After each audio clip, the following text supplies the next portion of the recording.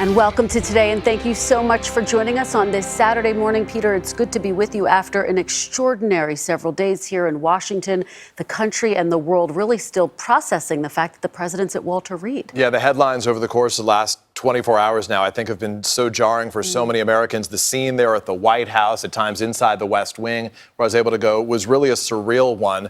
Of course, this morning, Americans are wishing the president a very quick recovery. They certainly are. And the president's admission to the hospital is our top story this morning. We do want to get you caught up on the latest headlines. Late last night, the president's doctor released a statement saying the president was, quote, doing very well and did not require any supplemental oxygen. President Trump, we learned late yesterday, also was given his first dose of the experimental antiviral treatment Remdesivir, and according to his doctor, he is resting comfortably. Overnight, several people close to the president announced that they have now tested positive. Among them, the president's campaign manager, Bill Stepien, his former top advisor, Kellyanne Conway, and Republican Senator Thom Tillis of North Carolina, who, like Conway, was in the White House Rose Garden last Saturday for the announcement of the president's Supreme Court nominee, Amy Coney Barrett. Meantime, the vice president and the second lady, Mrs. Pence, President Trump's children, and his chief of staff are among those in the president's inner circle who have all tested negative. Our team of correspondents has the very latest from around the world. We do want to begin with NBC's White House correspondent Kelly O'Donnell, who is outside Walter Reed. Kelly, good morning to you. Good morning, Kristen. The president, as first patient, will be spending his first full day hospitalized here at Walter Reed National Military Medical Center. The latest information coming from the president's doctors indicates to us that he was able to get some rest after being admitted here, and they're providing new information about the kind of treatment he is receiving. We've also learned about other people in the president's orbit who have also tested positive. A short, familiar distance to Marine One that was anything but ordinary, wearing a mask and leaving the White House to become the world's most watched COVID patient. I want to thank everybody for the tremendous support. Late Friday, the president tweeted, "Going well, I think. Thank you to all. Love." The White House also released a video message. I think I'm doing very well, but we're going to make sure that things work out. The First Lady is doing very well. Hours after he was admitted, the White House physician's memo indicated the president is not requiring any supplemental oxygen, but his doctors elected to initiate Remdesivir therapy. Friday evening, Marine One landed at Walter Reed National Military Medical Center, where the president will be a patient for at least a few days. Walter Reed provides a seldom used presidential suite of quarters that includes office space to carry out White House duties, private dining, and medical treatment. Donald Trump Jr. spoke about his father's battle with COVID.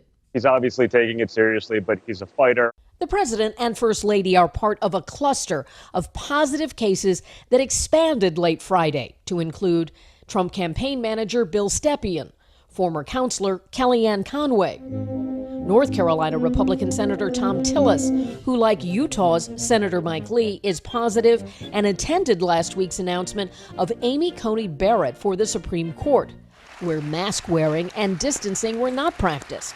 Senior Trump advisor Hope Hicks is also symptomatic, and so is RNC chairwoman Ronna McDaniel. 3 working journalists tested by the White House also came up positive. The sources of COVID transmission for these cases is not determined, and the White House is doing contact tracing. The president kept a packed schedule, from the White House to events in Cleveland, Minnesota. It's freezing out here. And he traveled to a fundraiser Thursday at Bedminster, even after his top aide was confirmed positive. It was deemed safe for the president to go. He socially distanced. It was an outdoor event, and it was deemed safe by White House operations. Negative test results came back for Vice President Mike Pence and House Speaker Nancy Pelosi, who are next in line to the presidency. And the president's team does have the ability to carry out official business here, and part of that, we expect, will be additional updates on the president's condition. We don't anticipate that will come from the physicians directly here at the hospital, but through the White House, because, of course, he is commander-in-chief. So far, we've had a series of memos that have provided a snapshot about how the president is feeling and the different ways they are treating him for this condition. Kristen? And Kelly, we know that 2 members of the Judiciary Committee have also tested positive. Mitch McConnell speaking out on this last night. So what is he saying about how this might impact the confirmation process for Amy Coney Barrett? Well, time is certainly critical for that process. And at this point, Republicans are saying they want to move forward. On the Senate side, there has been some ability to do virtual hearings, but voting is not permitted virtually. So having 2 members of that committee who are not available for a period of days is potentially a problem. Democrats are saying it's simply too dangerous to go forward, and they say it is appropriate to put a pause. But putting a pause is politically not what the White House or Senate Republicans want to see happen. Kristen?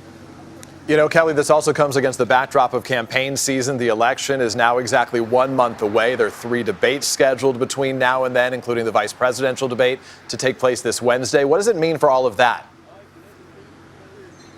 Well, at this point, we expect that the vice presidential debate in Salt Lake City next week will go forward as planned. Both campaigns say they expect that, and the commission behind it does as well.